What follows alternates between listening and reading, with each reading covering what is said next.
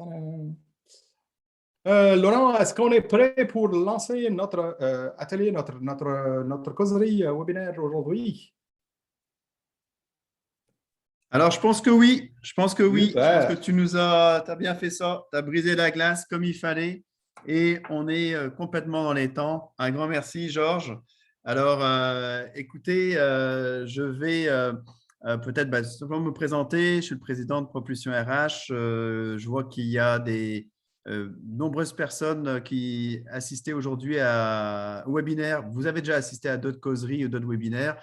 Une activité ça fait depuis le début de la pandémie qu'on avait pensé à ça, à offrir quelques activités gratuitement, partager nos expertises, partager des expériences. Et écoutez, aujourd'hui, on a Georges avec nous. Alors, Georges, petite présentation rapide de Georges. En fait, Georges, il a un DEA en management. C'est un coach professionnel certifié en programmation neurolinguistique. J'ai même vu plusieurs fois certifié en PNL et qui était directeur de formation, conseiller en DO, gestionnaire en DO aussi. Et depuis ces dernières années, il agit beaucoup comme facilitateur sur des ateliers et des sessions de formation sur le leadership. Et il s'est spécialisé là-dedans. Vous le voyez que c'est un talent naturel pour lui de faciliter des ateliers. Et alors en plus, ce qui est extraordinaire avec Georges, c'est qu'il a une capacité à jouer avec tous les outils informatiques, une aisance, là, c'est super agréable. Donc Georges, un grand merci d'être parmi nous.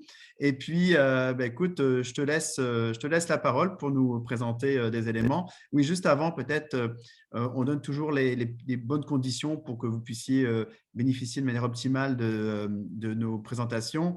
Donc, essayez de prévenir autour de vous que vous avez que vous suivez un petit webinaire pendant les 30 minutes. Bon, là, normalement, là, à moins qu'il y ait des pédagogies, mais normalement, les enfants sont à l'école et on espère que ça va continuer. Et autrement, faites en sorte, si vous pouvez, des fois, de couper des applications juste pour être sûr que tout fonctionne. Et également, juste vous dire, c'est ça, c'est du matériel qui est protégé. Là, vous comprenez que c'est beaucoup de temps passé à concevoir du matériel. Donc, on vous demande de ne pas enregistrer, de ne pas faire des captures d'écran, etc. Et puis, voilà, si vous voulez prendre des notes, allez-y pleinement. Il y a plein de bons astuces et de bons trucs que Georges va vous partager. Donc, ça, là-dessus, n'hésitez pas. Alors, bon webinaire et on se voit un peu plus tard. Merci. Grand merci, Laurent, pour cette introduction. On va se lancer. Vous savez, on a jusqu'à 2h30, peut-être quelques minutes de plus là pour la suite. Et on va traiter plus spécifiquement sur 3 questions essentielles aujourd'hui. Vous savez, dans le monde des réunions virtuelles, on peut passer beaucoup plus de temps. D'ailleurs, j'anime et je facilite des ateliers qui sont beaucoup plus longs et beaucoup plus comme étoffés pour résoudre certaines problématiques des réunions virtuelles. Je nous réserve aujourd'hui 3 questions essentielles. Comment est-ce qu'on peut garder l'humain au centre de nos réunions? Et vous avez vu, pour ceux qui étaient là dans l'activité brise-glace, le côté que ce n'est plus humain, on manque de connexion ou que c'était agréable parce qu'on revoit les autres personnes. C'est revenu à plusieurs reprises. Une deuxième question, la grande maladie du siècle, encore plus aujourd'hui avec le monde virtuel, comment on peut éviter la réunionnite dans toutes ses formes et dans tous ses symptômes. Puis la troisième question qu'on va voir ensemble, c'est comment favoriser l'attention et la concentration. Vous allez voir que le modèle que je nous réserve aujourd'hui, c'est des trucs et des astuces. Donc, on ramasse vraiment autant de trucs et d'astuces, autant qu'on peut. Très peu de théorie, mais beaucoup plus de « on fait ça, j'ai entendu, voici ce qui se passe dans un côté ou dans un autre côté ».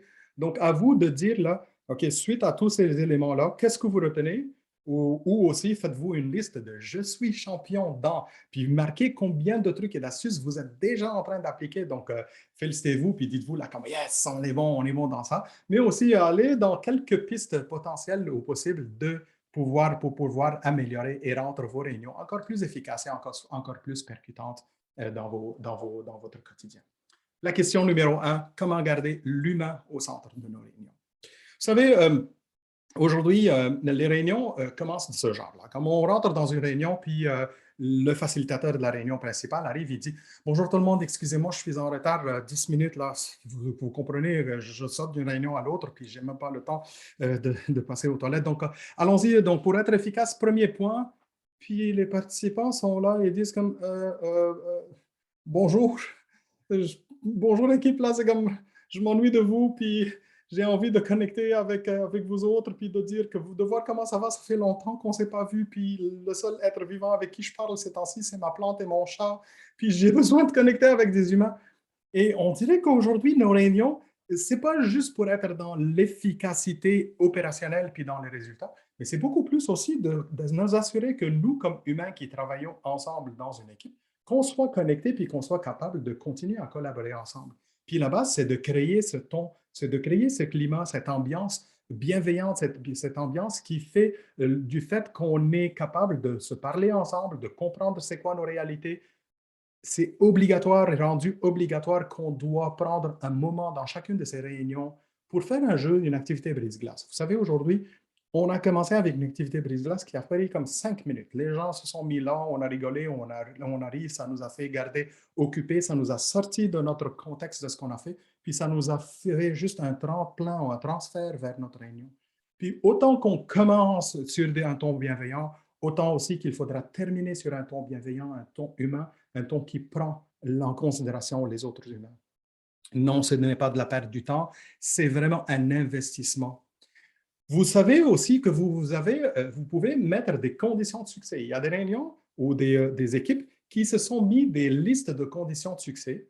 Puis non, on ne revient pas sur ces conditions de succès à chaque réunion. Ce n'est pas comme qu'on commence la réunion puis on lit les règles d'une conduite de notre bien, d'une réunion, règle numéro 1, règle numéro 2. On n'est pas dans cet esprit-là.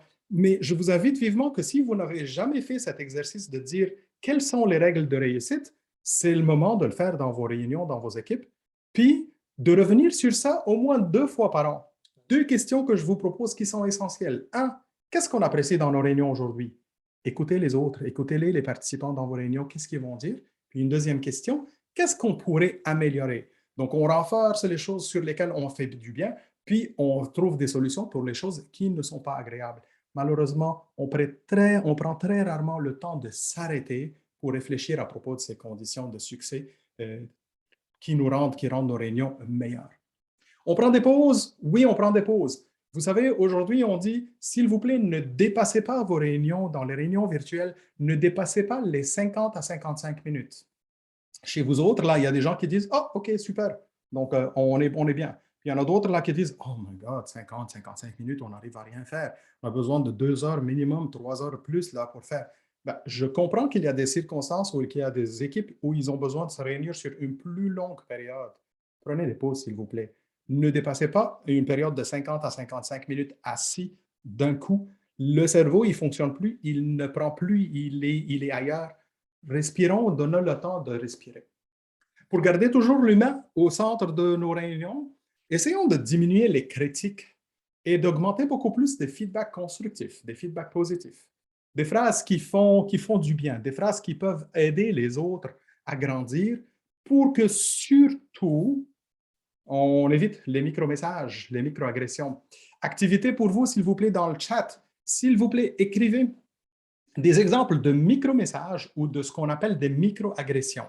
Des phrases qui sont petites, mais agressives, qui détruisent le climat de sécurité psychologique, qui affectent le climat, qui font de sorte que dans une équipe, on sent qu'il y a un malaise, une tension. Écrivez, s'il vous plaît, ces phrases-là. Est-ce que vous en avez entendu de ces phrases-là? On commence. Let's go. Ouais, tu as l'air fatigué. Ouf, c'est fort, ça. Oui, toujours avec un ton sarcastique. Là. Je vais ajouter le ton pour ceux qui ne sont pas capables de l'écrire. Tu as fait une erreur. Ah, tu n'as pas eu le temps de le faire? Y a-tu vu de l'allure? On n'y arrivera jamais. Ben, il y en a plein. By the way, vous pouvez, petit conseil dans Zoom pour ceux qui ne se connaissent pas, vous savez, en bas, quand vous écrivez, il y a 3 points de suspension dans le coin. Avant la fin du webinaire, n'hésitez pas à cliquer sur ces 3 points de suspension puis de cliquer sur Save. Ça va vous enregistrer tout ce qui a été écrit dans le chat. Ton horaire est toujours plein, je te l'ai déjà dit. On met des emojis, ouais, on utilise Karen, c'est vrai, des emojis cette fois-ci, là, comme on exprime nos frustrations par des smiley faces, c'est vrai. Je t'invite à réfléchir, mais c'est toutes des phrases qui sont dérangeantes, qui sont critiques, qui font de sorte à ce que les gens n'ont pas envie de participer à ces réunions, qui vont, ben oui, René, merci pour l'emoji là qui fait ça. Donc, faire un gros sourire pendant qu'un sujet pas drôle est abordé, ouais, de façon très comme moqueuse. Moi, je n'ai pas eu le temps, comme vous autres, de faire ça. Ouais, c'est comme si vous autres, vous ne faites absolument rien. C'est vraiment des phrases qui blessent, qui ne font pas du bien. Puis je comprends que les intentions, probablement, c'est des intentions qui ne sont pas méchantes à la base. Peut-être que c'est juste de la maladresse ou c'est juste que s'il y a des gens qui sont tellement sous tension ou sous pression qu'ils ne comprennent pas qu'une mini-phrase comme ça, une petite phrase comme ça, pourrait affecter autant le climat d'une réunion puis la participation et la collaboration dans une réunion. On va passer à la deuxième question. Comment on peut éviter les réunionites? Je vous invite à faire chacun individuellement l'exercice mental suivant. Vous faites un retour sur votre dernier mois ou vos dernières réunions, là, comme les dernières 10, 15, 20 réunions que vous avez eues sur les semaines passées. Je sais qu'on est passé par une période de fête aussi. Mais revenez sur ces réunions-là, puis comptez combien parmi ces réunions-là étaient en totalité ou partiellement inutiles. Faites un petit calcul, comptez le nombre d'heures. Faites un cumul de minutes, de 10 minutes ici, 15 minutes ici, 1 heure là, puis faites un genre de cumul de tous ces éléments-là. Vous allez avoir un nombre d'heures spécifique. J'espère qu'il est moins qu'une heure. Pour ceux qui dépassent les 1, 2 heures, 3 heures, là, ça commence à être grave. Parce que multipliez le nombre d'heures par votre taux horaire, puis jetez ça à la poubelle. Oh my God. L'exercice n'est pas encore terminé. Faites la même chose pour toutes les personnes que vous invitez à vos réunions. Toutes les personnes qui sont présentes inutilement dans vos réunions, que vous avez l'habitude d'inviter parce que, oh, il faut inviter tout le monde dans l'équipe, ou il faudra que tout le monde soit là, ou il faudra que je fais, parce que je suis bon techniquement, je crée un groupe donc pour envoyer des messages à tous, puis je l'envoie, puis j'invite tout le monde d'un coup. Oubliez ça, là, comme il faudra à un moment se poser la question essentielle et dire qu'est-ce qui est essentiel pour les personnes, pour ces personnes? Pourquoi je veux? C'est quoi la valeur ajoutée de leur présence? Et surtout aussi, c'est quoi la valeur ajoutée de ma présence à moi dans une réunion? Je suis en train de travailler, un pop-up arrive, quelqu'un m'invite à une réunion, sans même regarder c'est quoi le sujet, s'il y a un ordre du jour, s'il y a quelque chose à préparer, je clique sur accepter puis je continue mon travail.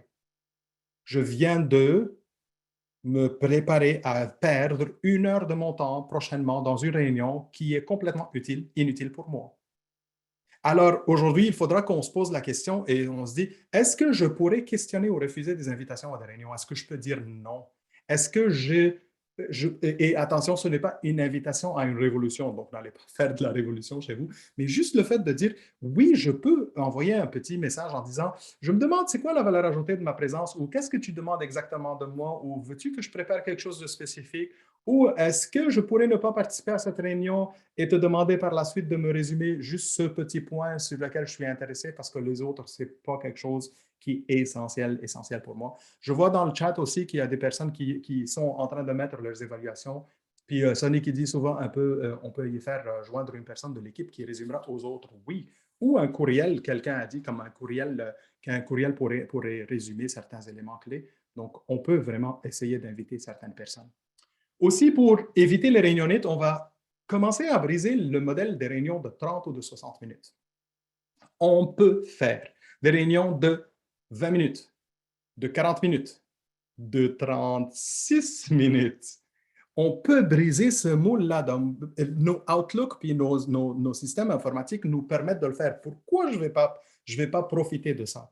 Puis pourquoi je vais le faire? Parce qu'en créant ce désordre dans les réunions, premièrement, ça attire l'attention des personnes, puis ça leur dit comme, OK, pourquoi est-ce que j'ai ce modèle bizarre-là de carré rouge ou carré bleu là, dans mon calendrier?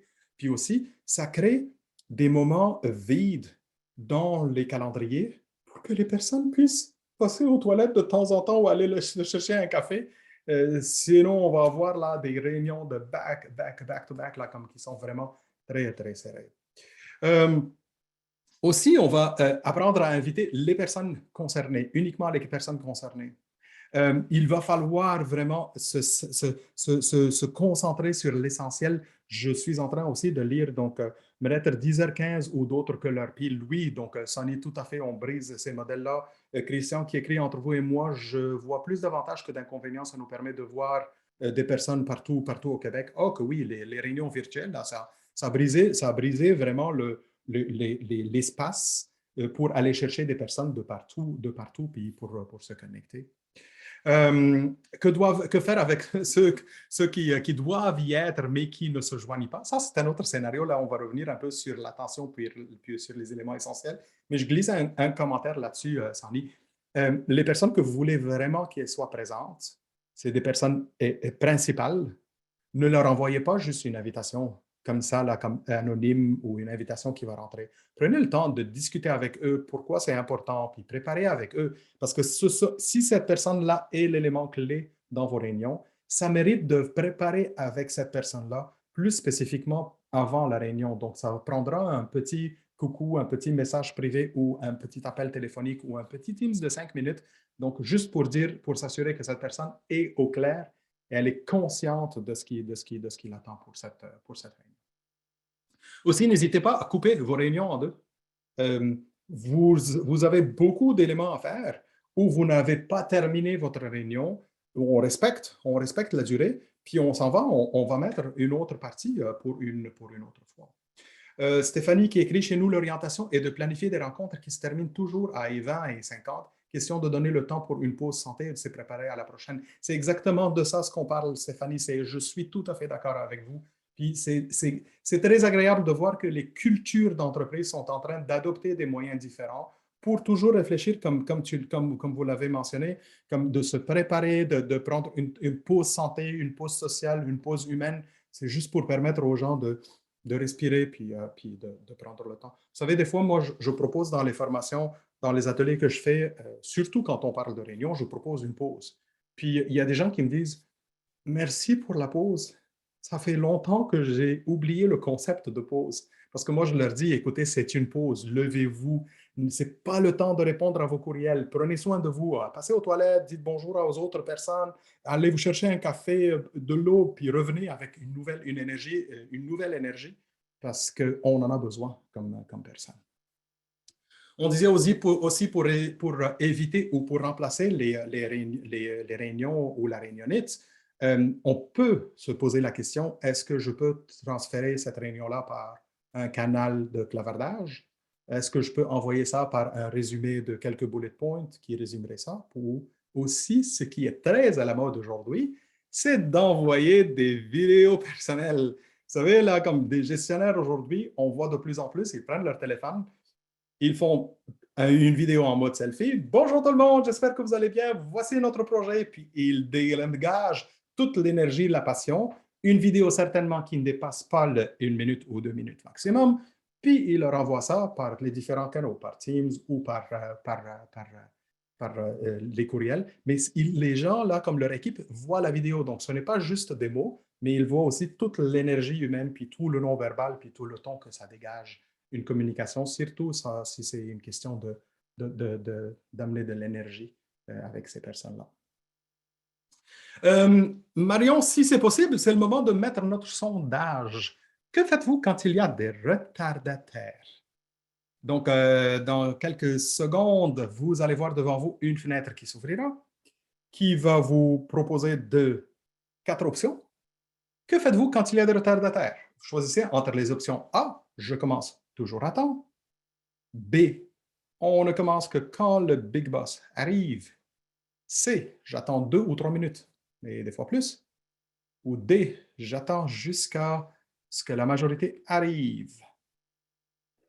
Marion, tu me diras là, comme si le sondage fonctionne. Là, j'ai l'impression que le sondage n'est pas fonctionnel. Mais c'est bon, là, comme j'adore les participants qui se trouvent d'autres façons de le faire. Puis voilà, ça rentre, les réponses rentrent dans le chat. Laurent, vas-y. Ouais, je te confirme qu'effectivement, j'ai l'impression que l'option n'a pas été activée. Donc, allez-y, effectivement, là, par le chat. Super. Merci. Puis j'adore parce que les gens ont tout de suite trouvé une réponse par rapport à ça. Donc, je vous cache pas, là, c'est comme Moi, j'ai des préférences, certaines préférences par rapport à ça.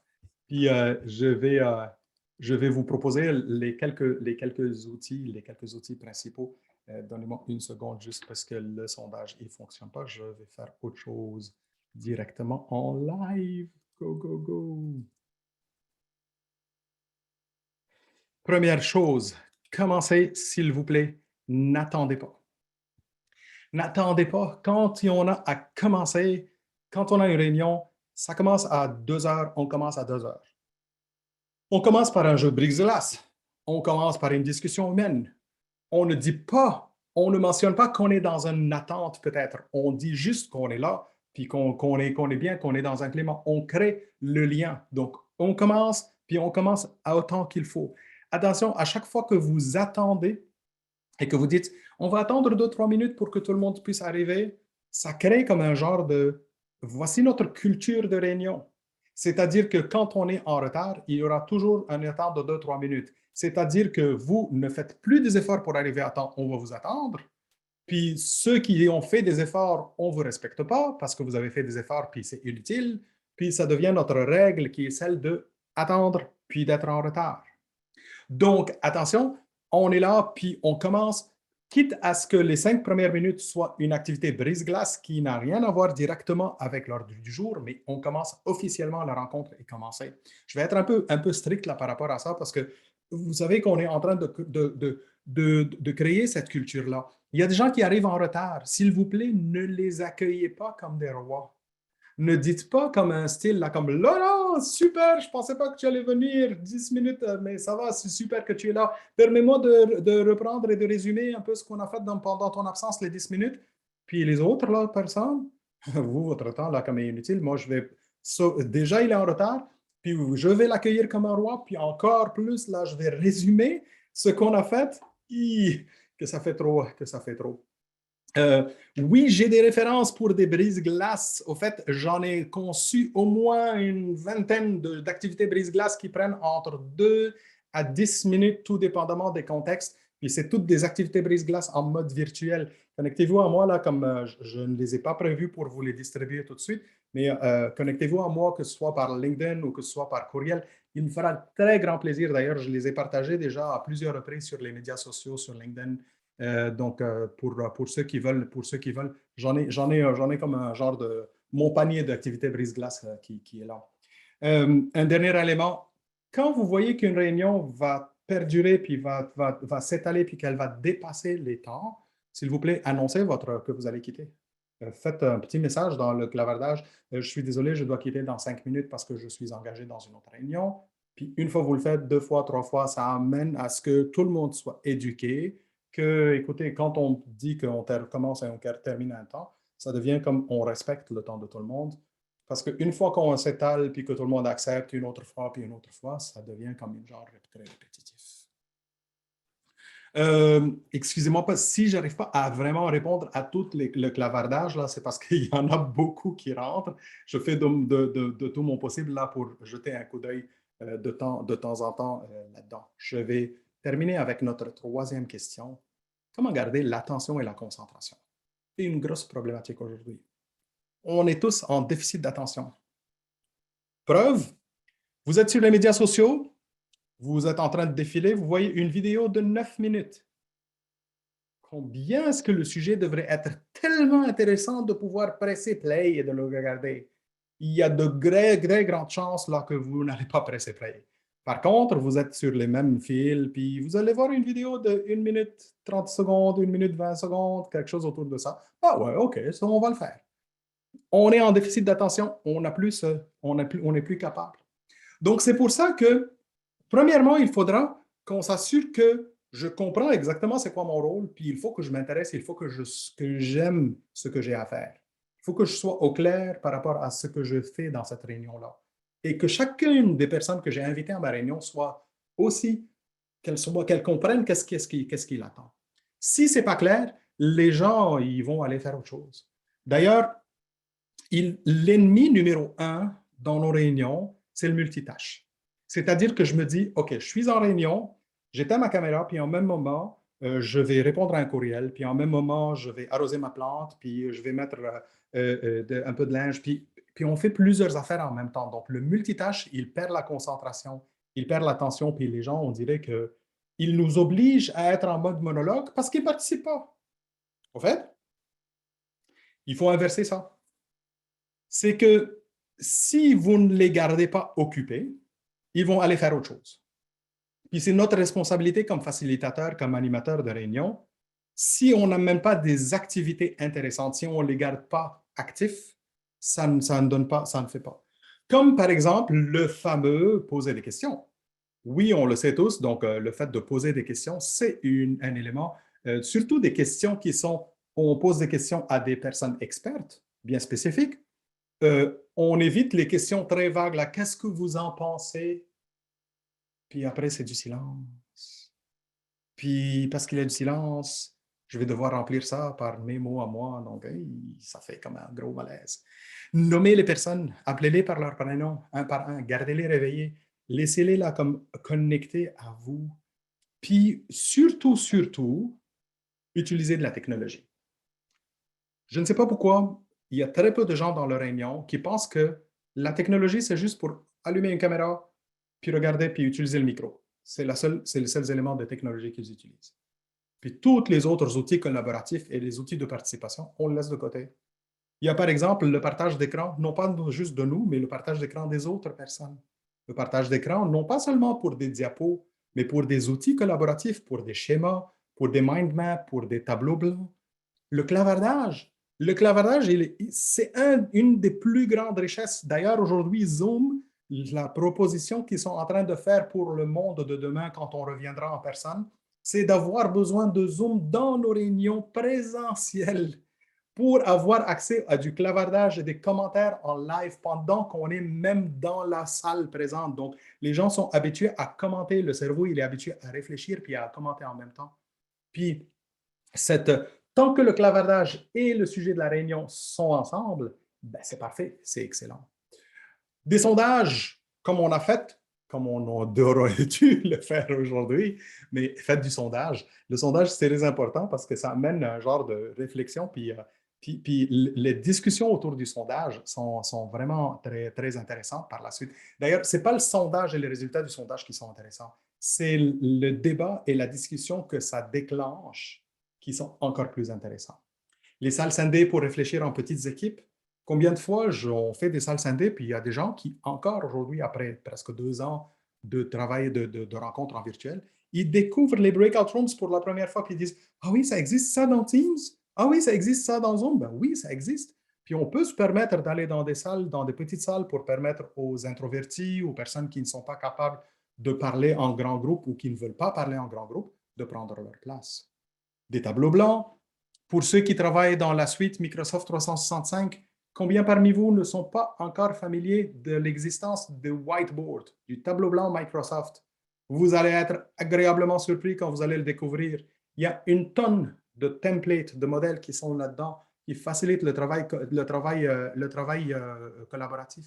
Mais allez-y, allez le découvrir, c'est beau, c'est super bien. Il y a des modèles de Gantt chart, il y a des modèles de mind mapping, il y a des modèles de rencontres, de to-do list.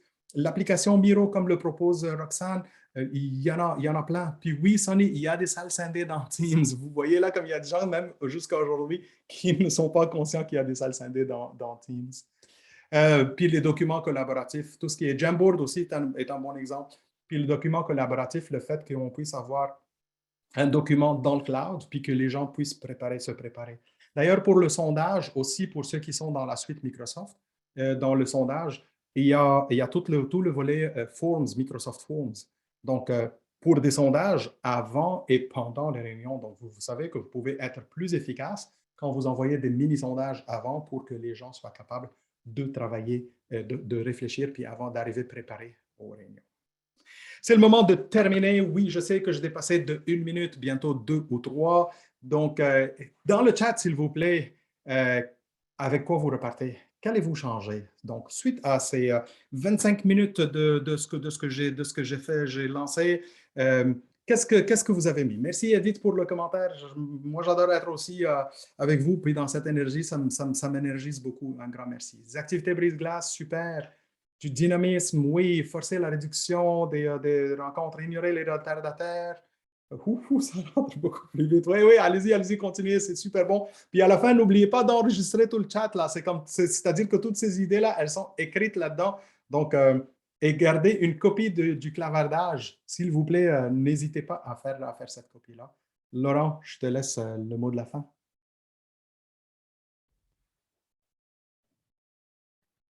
Merci beaucoup, Georges, pour cette super présentation. Encore une fois, et on le sait, hein, quand tu donnes des formations, là, c'est toujours très, très concret, très pratico-pratique.